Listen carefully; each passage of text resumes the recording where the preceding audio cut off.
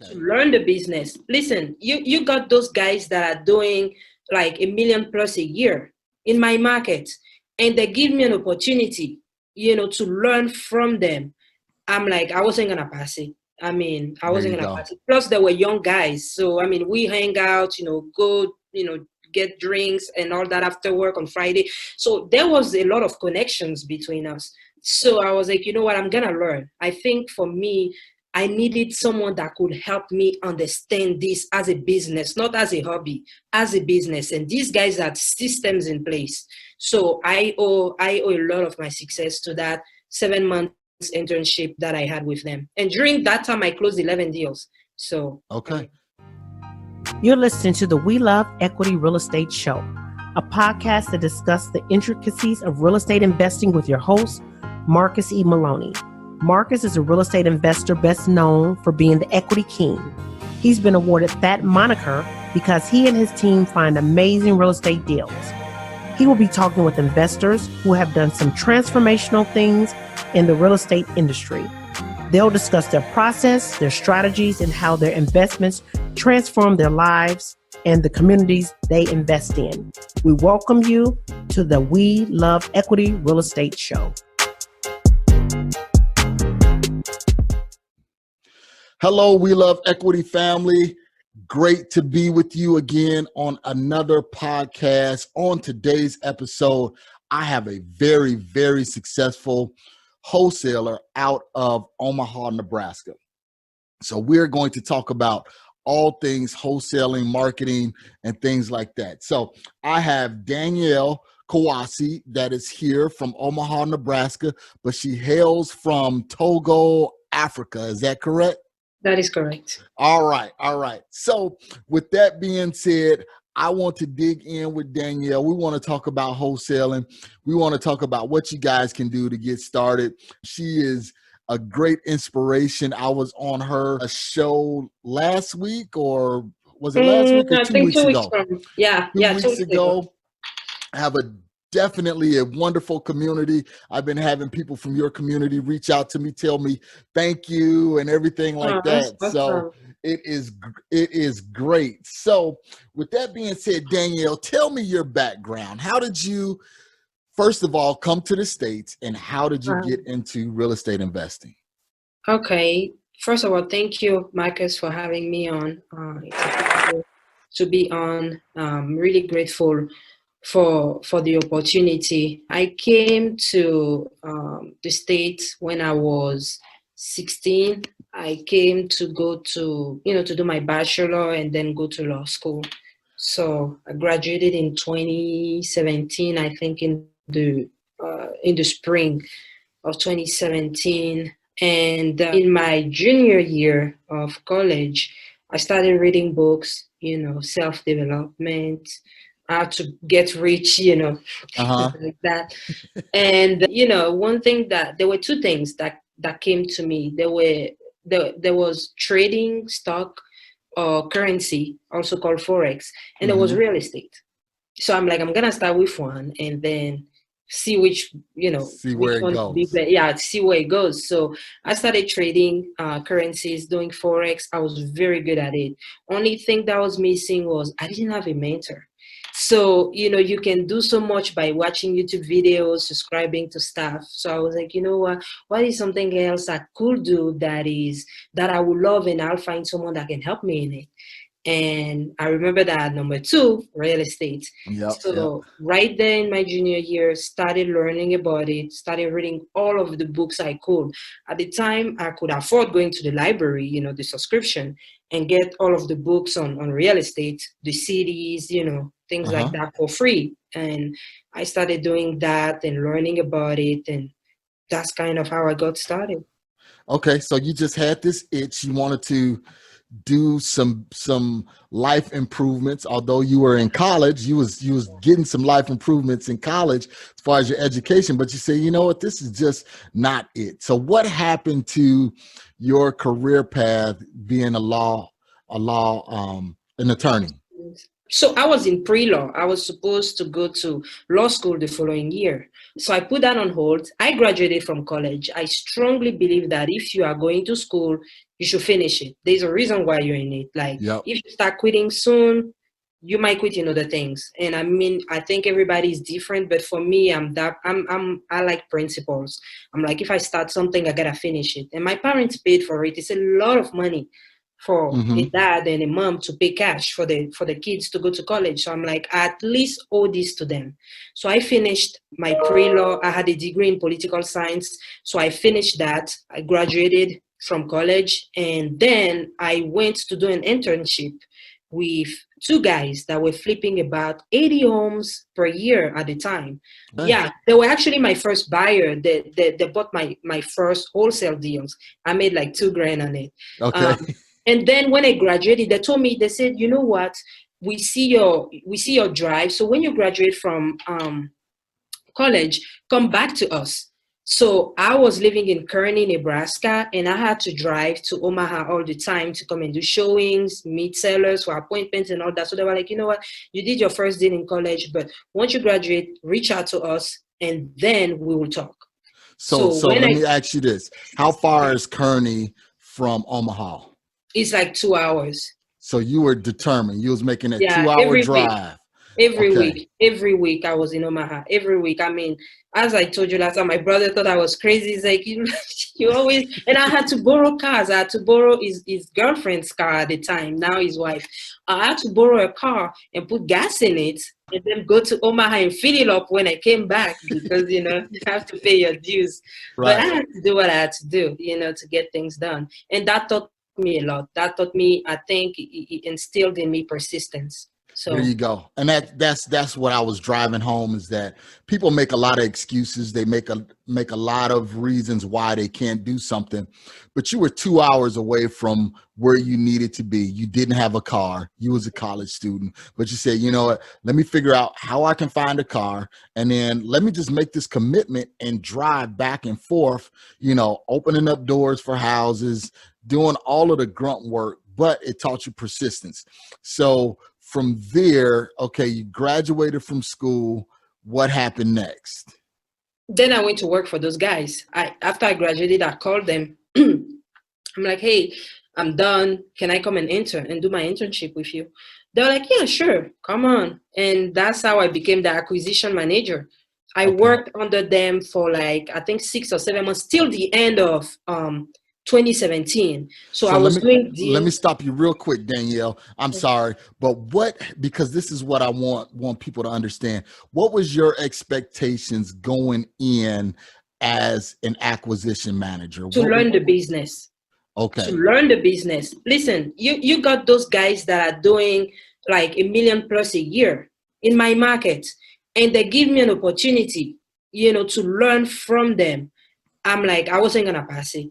I mean, I wasn't gonna pass it. Plus, they were young guys, so I mean, we hang out, go, get drinks and all that after work on Friday. So there was a lot of connections between us. So I was like, you know what, I'm gonna learn. I think for me, I needed someone that could help me understand this as a business, not as a hobby, as a business. And these guys had systems in place. So I owe a lot of my success to that 7-month internship that I had with them. And during that time, I closed 11 deals. So okay. So that's good. And the reason why I wanted to talk about that is because a lot of people, or I would say some people, when they're getting started, they figure, okay, well, I'll just use YouTube University, learn everything that I need to learn, and then I'll get out there and do it on my own. Well, in actuality, yeah, you can learn a lot of the groundwork, but having that opportunity, like you said, to go and talk with sellers, to go in, to the title companies and working with buyers, all of that hands-on stuff really is empowering when you're doing acquisitions for someone. Because that's how I got started. It was like, all right, I got out there, I tried, I was messing up, and somebody pulled me in and was like, I see your grind, I see your hustle, come on, be an acquisitions manager. And then from that position, you gain confidence because you're like, oh, wow, okay, I can do this. This is what you got to do. You got to do this and do that. So good. Okay, so you're acquisitions manager. What kind of training did you get? What went entailed until today? Hands-on training. I mean, we will go on appointments together, and we will role play. So you got negotiation role play. They had some courses on how to negotiate, how to buy low, things like that, that they gave me that I had to go through like every day. It was a lot of work. Trust me, it was a lot of work in the beginning. But there were also flippers. So I would go out on sites with them. They'll tell me, this is how much we bought for this property. This is how much we're putting in it. This is how much we're going to sell it for. So I was able to understand, numbers and how to buy deep and sell high, things like that. So Okay, great. So you're doing the acquisitions. You said you closed 11 deals in 7 months. yeah, Okay. What was if you can remember, what was your percentage split that you would get on each deal? I think with them, it was 10%. Okay. All right. Yeah. Great. And that's normally the norm between 10 and 15, 10 and Straight commission 12%. though, straight commission. But one thing that they did for me was they had a duplex. And when they asked me to move to Omaha, they gave me an apartment. So every month it was like for free. Wow. So, I mean, you don't get stuff like that often. I think this was a blessing. These guys came to me as a blessing, honestly. Looking back now, I'm grateful for that. Yeah, absolutely. I mean, because you got the housing, you got the education, and you were able to close deals and make money. So really your income potential was based upon you. Yeah, So just doing the work, showing up every day on time. That was it. Okay. So what all did you do as that acquisitions manager so people can understand what I made calls. So that's when I started calling, because sometimes when you didn't have appointments to go, or when they went on the appointments themselves, I had to keep the leads coming in. So I was on the phones all the time. So a lot of cold calling, setting up appointments. I was doing disposition as well, because at that time we had an agent and there was me. So when the agent was busy selling high-end stuff, I had to step up and, do the appointments with the cash buyers that we had. So send the deal out, take the calls for that, do the showings, get the deals locked up, put the paperwork together, send it to the title company. So I was in every Yeah, you was acquisition manager, acquisition, lead gen, disposition. I was in everything. Transaction coordinator. I was in everything. That's good. That's good, because you learned each part of the business. Yes. That way, when you went to step out on your own, okay, you knew this is what I need. Yeah. All right. So you did that for those months. Oh, and marketing too. And marketing, when we were going to send direct mail, I would be in touch with the company and tell them, this is our list. This is what we want. These are the numbers, blah, blah, blah. Stuff. Perfect. So basically you were technically running that wholesale side of the business. I was. Okay, great. And are you still in contact with them today? I mean, we have a good relationship. We say hi to each other. Yeah, we good. Yeah. Okay, I left because I had the need to do. They wanted to do more things, and the only reason why we couldn't move forward together was I think we each had different visions, and that's very important. So although I'm very grateful for what they taught me, but I reached the point where I was like, you know what, I have to do what's financially and emotionally and spiritually worthy of my time. And that's when I made the decision to move on my own. And that's and you get to that point because most people that do this are very entrepreneurial themselves. Yes. So it's like, I really don't want to work for somebody, but what I'll do is I'll sacrifice a year and learn, and then I can get out and do it on my own. And that was similar to my track. When I got started, I told the guys, I said, hey, you know what? I'm entrepreneurial. I'm here to try and make as much money as I can for you guys. And in turn, I just want the education. But when I feel that I'm ready to leave, we're going to depart amicably. There's no hard feelings, coming in that I really want to do this on my own. So, and that's good, that you have that understanding up front. All right. So now let's go through the mindset. You're working for this company, you're closing, 3 deals, 4 deals a month for them. Now you're saying, okay, I'm going to get out here. I'm gonna do it on my own. So that means no more housing, no Yeah. more, leads automatically coming in to you, no more them paying for the marketing. How did that transition occur? It was hard. I remember the day I quit, I cried so much because I didn't cry because I was sad. I cried because I was scared. Scared. And I think my best friend is my brother, my big brother. I have three brothers, and the one that comes before me, I don't know what's the names. I know there's the oldest, the this and that. But the guy that comes before me, him and I are very, very close. So I called him and I'm like, you know what, Dad and Mom still think that I'm doing this internship, but bro, I'm quitting. And he's like, congratulations, that's good. And I'm like, what do you mean? He's like, don't you see that this is your only way to go up? Like, this is a good experience. I'm not telling you it's going to be easy, but, Leo says you got what it takes. And that's what he told me. So I just relied on what he told me. Yeah. But it was hard, extremely hard, because now it's all of your savings that now you have to put in the business. So I'm grateful I had him on my side.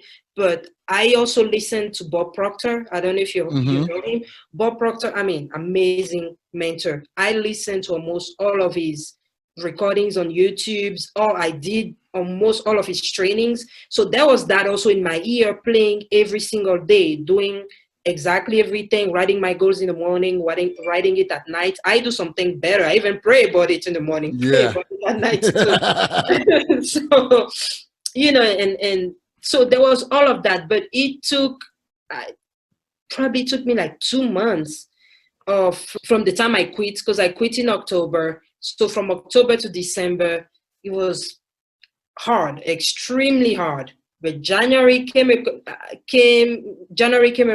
January 2018, and I had my LLC, everything set up. And first week of January, I got my first deal under my own company. And from then on, it was like boom, boom, boom, boom, boom. And that was. So what was your marketing? What did you do? What was your marketing source?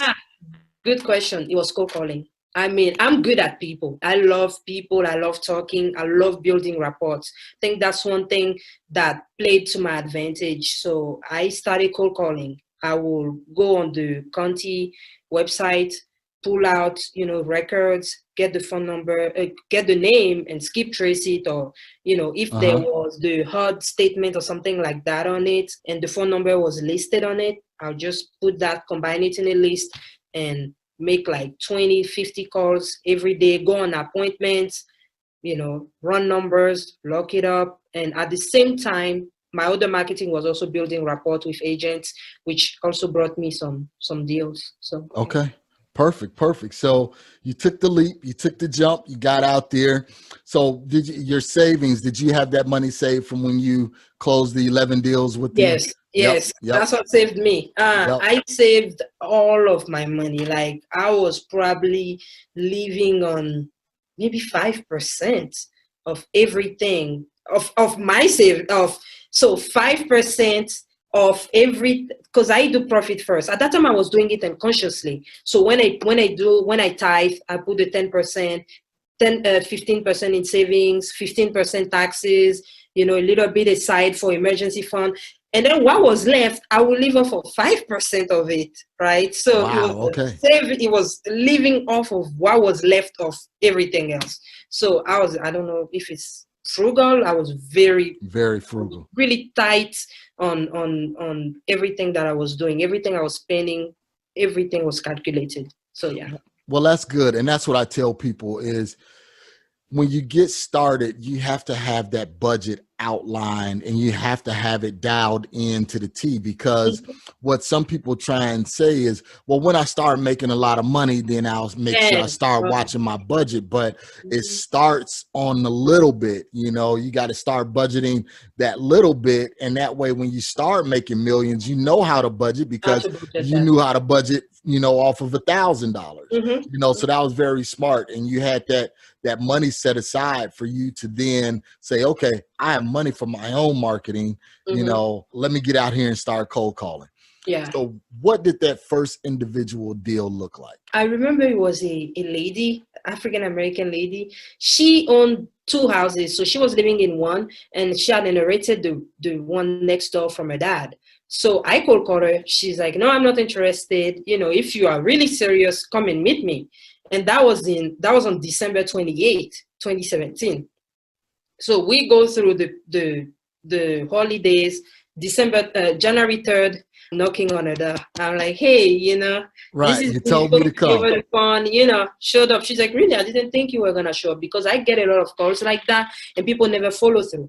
So I'm like, well, I'm here. So she's like, come on in, sit down. We spent like 2 hours together before she even took me through the house. And she told me she just want to get rid of it. And I got another contract, I think for 13 grand.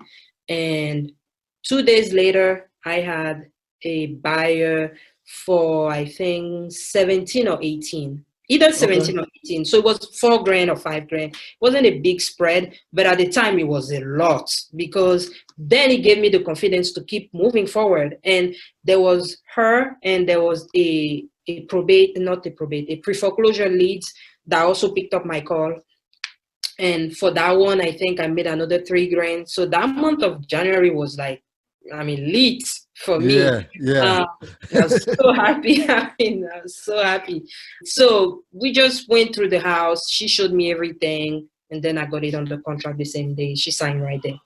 Okay. Because a lot of people, when they're getting started, they're looking for these home runs. You know, they saying, well, yeah, I want 4,000 is good, but I would really like to make 14,000 or 20,000. But like you said, those little base hits, those little 4,000, 3,000, 5,000, you know, those are good, you know, because those are the ones that sustain you until you hit that $15,000 deal or $17,000 deal, you know. And some people make the mistake is that they gloss over these smaller deals and they're just looking for these big deals. But you were, at the time, you were like, hey, you know what? I don't care if it's 400. I don't care if it's $1,000. Is money to my bottom line. Yeah, I think one of my rules, it's not just Warren Buffett that said that. I don't lose money. I don't lose money. This is one of my rules. Like, since I was little and I was saving like crazy, I just don't lose money. I just don't lose money. No matter what it takes, I won't lose my money. So as long as something comes out of it, I'm happy with it. And I'm grateful, because I know by being grateful for what I have right now, more will come. So there you go. That's just my philosophy. There you go. Okay, so you're doing these few deals. So what kind of springboarded you? Because you did 200 deals, well, 100 deals in 2 years. Is that correct? That is correct, yeah. Okay, that's not a small feat. That's not a small task. Yeah. You know, that's good. So how did you start picking up momentum? It was around March of 2018. So, right, I started, the first year was in 2018, January 2018. Then I listened to Bigger Pocket, and I met a guy called Lance Wakefield. Okay. So Lance was making like, I think, $400K a month in Dallas. So I'm like, you know what? It doesn't matter what it takes. I'm gonna hook up with this guy. I gotta talk to him. So I messaged him for like a month. He wouldn't respond, until one day he's like, hey, I'm starting this group, you know, this little mastermind. I'm only taking 10 people. I'm like, sign me up. And once he signed me up, he opened up his whole system to us. And from then on, it was a 6 month. But within the first month of working with him, I mean, I started contracting like 5, 6, 7 deals a month, and he started picking up from there. And I just never looked back. So with this mastermind, first of all, if you don't mind me asking, how much was it? 15K. Okay, 15K. All right. And then, so let me ask you this. Was it worth it? I mean, 100%. Okay. 100%. Because a lot of people, they hear that, they like, wow, you spent, you know, $15,000, you spent $25,000, because I just did one that was $25,000, you know, and for the longest, and hear me clearly, for the longest, I was a solo guy. I was doing it. I was making good money, you know, I was making over $100,000 a year doing it, and I was happy at the time with that. But at the same time, I'm hearing, like you said, people making what I'm making a year, they're making a month, you know, and it's like, okay, well, if I have these same systems that they have, why am I making 100 grand a year where they're making 100 grand a month? you know. So what was it that he introduced to you that make you say, wow, I can go from this to that? Number one, systems and hiring. The guy had it dialed in to the T.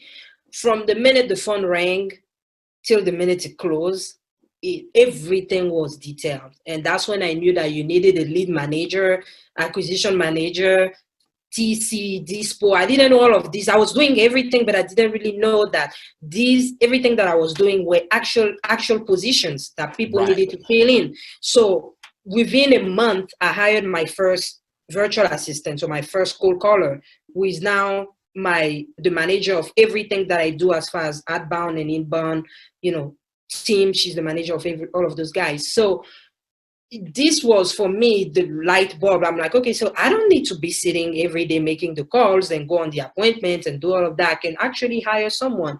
And he said something to me that really struck me. He's like, you know what, the minute you start spending people or investing money on people, you'll start paying for itself.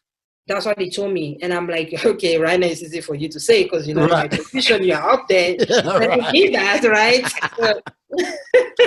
But it paid off. I mean, within the first month, we started working together. She was bringing in the leads and I was going on acquisition appointments and locking things up. And I mean, this guy was a genius. I still think he's a genius. We still talk to this day. And I every time like, Lance, you're so smart. You have no idea. And that guy really taught us the business. I kind of knew it, but it really showed us what wholesaling as a business look like. Because again, it's not a hobby. If you want to close one deal per year, that's okay. That's you having fun and making extra money. But if you really want to be successful in this, you have to build it as a business. And that is what Lance taught us. Yeah, and that's very key, is that, some people that we get into it and we first of all we say, okay, well, let me try it out. These people are making $5,000, $10,000 on a deal. Let me get in here. Let me try it out. Let me see if I can make this happen. And then you do that first deal and you make, $4,000, $5,000, and you're like, oh, okay, that was good. I made an extra $4,000 or $5,000. Well, let me do it again. And make another $4,000 or $5,000. But then you get to that point where you say, you know what, this is really a business. How can I formulate this as a business? And that's what you did. So your first hire was a lead manager. So they did all of the inbound and outbound calls. Yes, correct. You I actually hired two people. I hired, at first it was the outbound girl and then the inbound for the direct mail. Okay, but you went out on all of the appointments and locked up the deals. And I was doing disposition too. Okay, gotcha. Okay, and then what happened after that? So now you're starting to formulate this team. You're getting this team together. First of all, how much did it cost for those employees? So now you're taking me back 2 years. I think per month, it went up to like $1,500 because she was virtual, right? So one in the Philippines and the other one, all of them were virtual. So it was about, I think either 15 or 2,000, 1,500 or 2,000 bucks per month, which before I wasn't willing to spend on there. I'm like, you're kidding me, $2,000 per month? No, I can make the calls myself. Yep. But it was a lot of money for me back then, even, to just put in people. I don't think it was the money, Marcus. I think it was the fear of not getting it back. And what if they don't perform? What if they act weird and I lose deals? Like all of those what ifs were what was really keeping me, stuck. But, it wasn't the money too much because the money is there, but is it going to pay off? That was my biggest worry. And that's one of those transitions where you go from, I'm used to doing everything. I can control everything. So if it messes up, it's on me. Yeah. But when you start bringing other people in, you're like, okay, well, what if they mess up? Now I'm paying them and they're messing up, so I'm losing money double. And like you said, you don't want to lose no money. Yeah, don't lose money. Always is the win. You know, so Uh, so how did you train them? Was it just some virtual calls? How did you train No, them? no, I'm not a fan of sit behind the computer and listen to this. I mean, now I have to because I don't have time to do it all the time. But in the beginning, that girl and I will shadow her. She'll be on the phone. I'll be listening to what she's saying. I listen to every single call that she will make and then make corrections the next day. So when she's done at 7 p.m., I'll just take maybe from 8 to like 9:30 and listen to all of the recordings. And then the next day, early from like 7 to 8, we'll have training. And I tell her, you know, yesterday, here's what you did wrong, blah, blah, blah. And we wrote our own script, you know, Okay. based on the feedback that we were getting. We started writing our own script and perfecting it as we went. So I was just training her myself every day, for at least a year. Okay. So what system were you using to record her calls? It was Mojo at the time. Okay, gotcha. We started with Mojo at the time, yeah. Okay. All right. So you go on to Mojo, you're using her. What was that transition after that? Because what I'm doing, Danielle, is I'm walking someone, From our beginning listeners, to end. from Okay. beginning to end. How you start, you know, with a few dollars, transitioning to being an acquisition manager for someone else, then making that jump and now building that business, because you did it. So this is why I'm asking you, and this is perfect reason why I wanted you to be on the show, because we have a lot of people that's going through that transition. They may be at the beginning, or they may be at that point where they say, okay, I'm leaving where I'm at to go independently. And now they're at the point where, okay, I need to hire people. So you're our case study for today. Thank you. Now I got what you're doing. Okay. Yep. Then we hired 2 more people all at once. So that was 3 cold callers. I was still doing acquisition. And I think we ramped up to the point where I had like 8 cold callers. Wow. Okay. One inbound person, and then 8 cold callers. And I was handling acquisition. Then there was a lady in my market that was good at talking. So I'm like, hey, you know what? Do you want to do disposition? And she's like, yeah. So she spoke Spanish and English, which really helped out. Yeah. So I'm like, well, I'm gonna, step away from disposition and put her in. So I put her in disposition, and then I hired an office manager that was also my TC. Okay. So now, was everybody virtual, or did you now buy an office? The office, yeah. Then I started renting an office. I mean, by April of 2018, I was renting an office space. So I brought in the TC, the transaction coordinator, and I think around July, I brought in the disposition girl. Okay. All right. Sounds good. So, and this is where your business is now, or did you take another step? Correct. So right now, everybody's virtual. Even disposition is virtual. I have about 8 people, plus myself, it's 9. I do acquisition, but I also have a virtual acquisition. We're in the process of actually hiring an in-house acquisition person. Okay. So we have a disposition guy who is in Peru that can sell stuff virtually. I mean, believe it or not, he can. Yep. And we have a real estate agent on the ground that goes to do the appointments, to do the showings, the showings, get the offers, submit them to the disposition guy, and the disposition guy makes the decision, sends the paperwork over, and that's usually how we do it. And then I have a transaction coordinator who is virtual too. She's in charge, dealing with sellers, title companies and stuff like that. Okay. So now let's talk about real quick. So now you have all of these people and you got these deals coming in and deal flow. Who is commission, 100% commission, and who is payroll people? Everybody's on payroll right now. I don't have any commission anymore because everyone is virtual. So I don't really have to deal with commission at this point. So everybody is on payroll. Okay.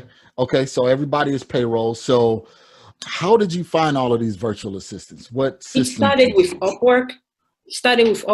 Then as people were coming and going, they started bringing their cousins, friends, and all of that. So I started keeping the best.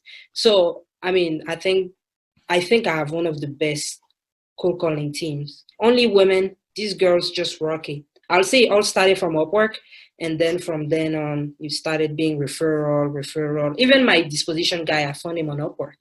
Okay. So guys, that's Upwork.com. Upwork.com. That is a platform of nothing but virtual assistants. So it's kind of like Facebook with all freelancers. So you can post a job there and people will respond and you can hire them for your jobs. And I think a lot of people say they don't have a good experience. I've had some bad experience on Upwork, but I know why. It's because I didn't screen people well. I think if you take the time to interview them and listen to recordings, if you shadow them within the first 2 or 3 days, you should know whether they're good or not, or whether they're making the calls or not. I mean, you cannot just hire someone and just let them go and think that, okay, they're going to do it. I mean, it's your business. You have to look out for what you're paying for. So, That's mean, true. every time I hire someone, I make sure that they're doing the work, look at the screenshots, listen to the recordings. I don't do that much. I don't do that much right now, but I'll still jump in once in a while, especially if you're starting. I mean, you got time. You can do it. Yep. So, And that's the thing. You just want to leverage someone else's time, because as you scale and get bigger, you can't do everything on your own, because then it becomes an area where you have this big pot, but because you're trying to do everything, you start getting these little leaks, you know, everywhere, and you know, deals start falling through the cracks. But the mindset is, you know, some people have that scarcity mindset, and I'm gonna raise my hand. I was a victim of it in the beginning, because it was like, well, I'll just do everything and I'll just keep 100% of the profits to myself, you know. But I was capping myself when I started expanding and saying, okay, well, I need an acquisitions person, I need a dispositions person, I need a lead manager. Then my deal flow started growing tremendously, you know, and now it's like, okay, well, I have time where I can do a podcast, where I can talk to Danielle on the phone, you know, and know that deals are still getting done. Okay. So Danielle, I don't think we get out of it. I think we ever get out of it. And it comes at different levels. Again, look at us right now. We have to bring in an acquisition manager in person. Probably TC is going to have to be in person. So I'm again expanding. So it's always going to be like that. You're going to expand. Then where you expand is going to seem like it's too small again. Then you're going to have to expand again, and it's going to be too small. So it's just life. So you just got to accept that you have, if you want to grow, things like that will happen. You just have to become okay with growing and doing what is necessary. And that's what I tell people, is that there's fear on each level. It's how you deal with it. So in the beginning, you're starting, the fear is, okay, well, I'm scared to talk to sellers. You know, then it's, okay, well, I'm scared to invest my own money in marketing, because what if I don't get that money back? And then the fear is, okay, well, I'm going to jump out here and I'm going to hire somebody. But what if they don't do it like I do it? You know, then it's, okay, now I need more people, and so on and so forth. So excellent. Danielle, let's take a quick break, hear a word from our sponsors, and when we come back, we're going to get into some other topics that I want you to share with us, okay? Sure. PropStream is the industry's #1 tool for locating distressed properties and connecting with highly motivated sellers. With 100% coverage across the U.S., PropStream provides a deep dive into any property's specific details, making it easy to generate lists of distressed properties and contact to the owners. No other product or service can compare. Gain access to MLS property details like expired listings. You can pull accurate comps, even sale prices in non-disclosure states. This information is typically reserved for licensed real estate professionals, but is also available to you in PropStream. Gain access to unlimited nationwide property search, comparable home sales, targeted marketing lists, and owner contact lookup, built-in marketing tools, hundreds of filters to search and sort leads. Start your free 7-day trial now by going to proud.propstreampro.com/WeLoveEquity. All right, guys, we are back with Danielle from Omaha, Nebraska. Danielle is a real estate wholesaler that is doing some amazing things there in Omaha. She's closing deals continuously. She got started, you know, like everyone else, got started with a small budget, small time, small space, but she ended up working it out. So Danielle, going back, what do you see next? What is next for your company? I know you said you have to hire a in-person acquisitions manager because you're still doing acquisitions yourself, correct? Correct. Mhm. Okay. So what are some of the things that you think you're going to need to train that person on? The acquisition person? Yes. I mean, it's definitely going to be on negotiation, how to build rapport, how to close, which is very important. I strongly recommend the John Martinez training. It's amazing for acquisition people. I mean, I go through it myself, So I think it's a great place to start and have your acquisition on that everyday role play. Go on appointments together. Like same thing I was doing with those guys is the same thing I'm gonna be doing with him. Same thing I did with the lead gen person is the same thing I'm gonna be doing with him. Listen to the call, sit down, see what he's doing, he or she is doing, and just go from there. Okay. So guys, as you can hear, it's not rocket science. You just have to look at what you need to do and then start putting it into place and get it done. So if you're at the beginning stages or if you're looking to expand, this podcast episode right now is exactly what you need. So Danielle, so are you guys still doing cold calling? Is that still your primary marketing strategy, or have you done anything Yes, else? cold calling and texting now. Those Okay. are, like for me, it was about taking one thing and become extremely good at it, like extremely good at it and dial that into the T, which I think we've been able to do with cold calling and texting as well. So those have been our main sources of deals for the past 2 years. Okay, perfect. So we are going to put Danielle on the hot seat. Do you have your hot seat questions, Danielle? Okay. Am I asking them to you or are you asking them to me? No, I'm asking you. I am asking you. So we're putting Danielle on the hot seat. So Danielle, starting Even got the over. police sound on. Starting over, what would you do different? That's a good question. I think nothing. Nothing. Okay. Nothing. I'll do everything the same because, Marcus, I believe that every event, every decision that we make, we are sometimes supposed to make them so they can teach us a lesson, right? That's the way I see every action that I make. I just think that there's a lesson in there, whether it's good or bad. So I wouldn't want to do anything over. Okay, great. What is your greatest commodity outside of capital? Greatest commodity outside of capital. What is your greatest resource, outside of money? I think as a people, is that a commodity?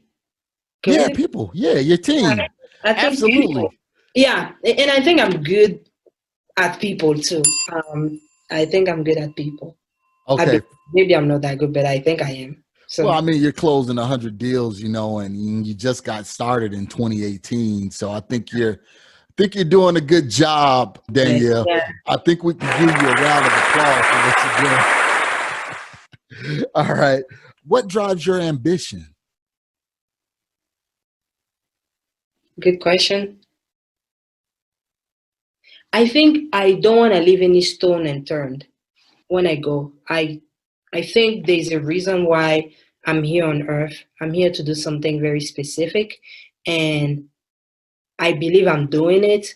And if I'm not, I believe that by keep on doing it, I'll find it in the process. And it's that pursuit of always giving the best of myself that gets me going. It's not a person, because I believe if I put my drive in a person and the person is no longer there, I might not keep going, or in a thing as well. So I rather base that in the Almighty and the will and the passion that He puts in me to always want to be the best and to always want to make creation, the earth, a better place in everything that I do. So Gotcha. Okay. What's one thing that you can do to be more productive? That's a good question. I think waking up earlier. Right now I'm at 6:30. I used to be 5:30, even 5, and my day would be so good. Now it's like 6:30, on the weekend, don't even talk. Like it's like 7:30. And, I like to give myself, I'm like, you know what, you work too hard in the week because, I get to the office maybe by 8 and then stay till like 6. So when I get here, I just work. But I'm like, I think you should You gotta have some of that downtime. Gotta have some downtime. I need that. So waking up earlier, and I'm working on that. I'm reading the Miracle Morning again. It's gonna be my 6th time of going through it. So. Okay, you gotta let it sink in, right? Let it sink in, repetition, right? Right. Okay, what do you think is your greatest challenge, if it's internal or external? Internal or external? In the business or in the personal life? Either.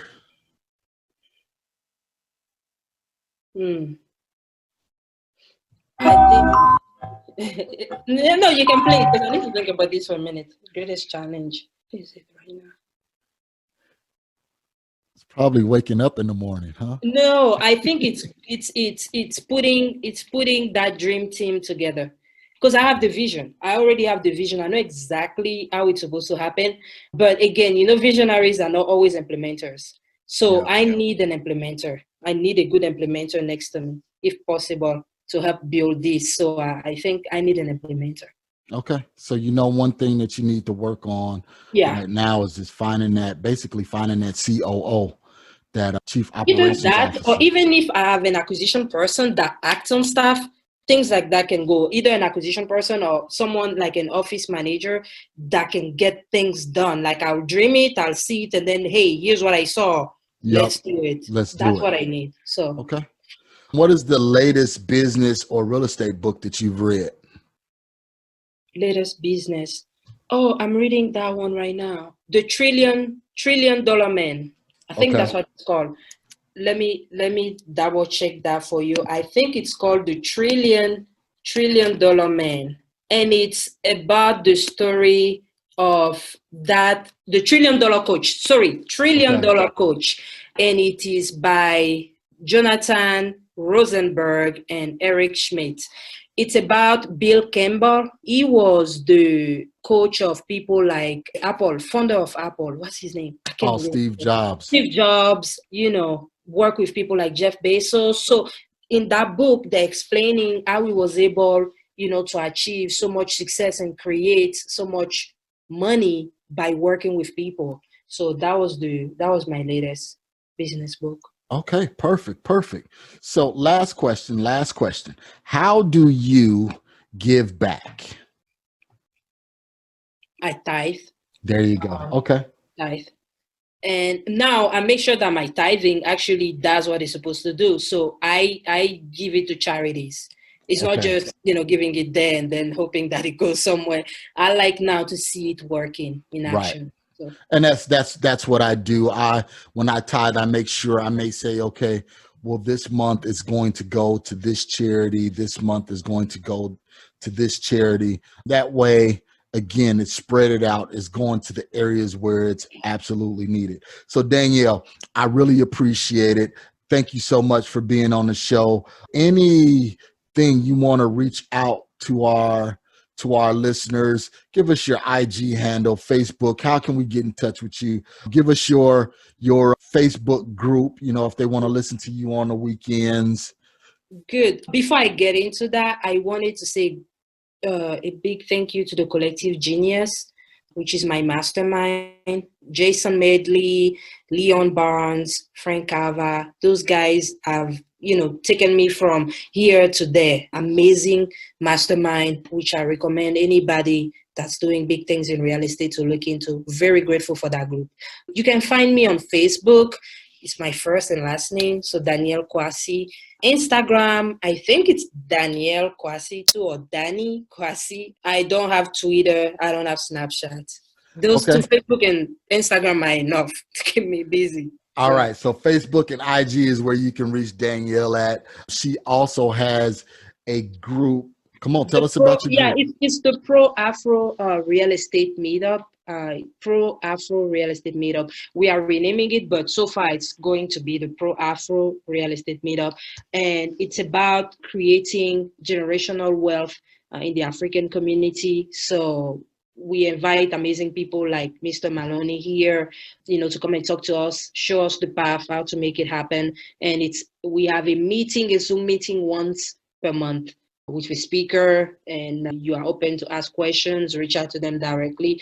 I mean, it's really fun and interactive. It is. Yeah, and it helps our community, grow. I think now is the time for us to understand that wealth is a sort of weapon to protect ourselves as well. I strongly believe in wealth as being a way for us to emancipate ourselves. So I think it's time. Absolutely. Absolutely. So guys, like Danielle said, it's definitely a great interactive group. I really enjoyed myself being on there. I really enjoyed the questions. You can get on there and you can ask questions and the speakers will answer the questions live. So again, that is the Pro Afro Real Estate Meetup. Correct. On Facebook. I'll make sure I have all of this information in the show notes for you guys to join. Come and take a look, see what's going on, in Danielle's community. Again, she is successful. She's closed over 100 deals in the past 2 years. That's nothing to sneeze at. I mean, so if you're in the Omaha, Nebraska community and you're looking for someone to reach out to that's experienced as a real estate investor, there you go. Daniele Kouassi is right there in your neighborhood. So Danielle, thank you. Any last parting words before we go?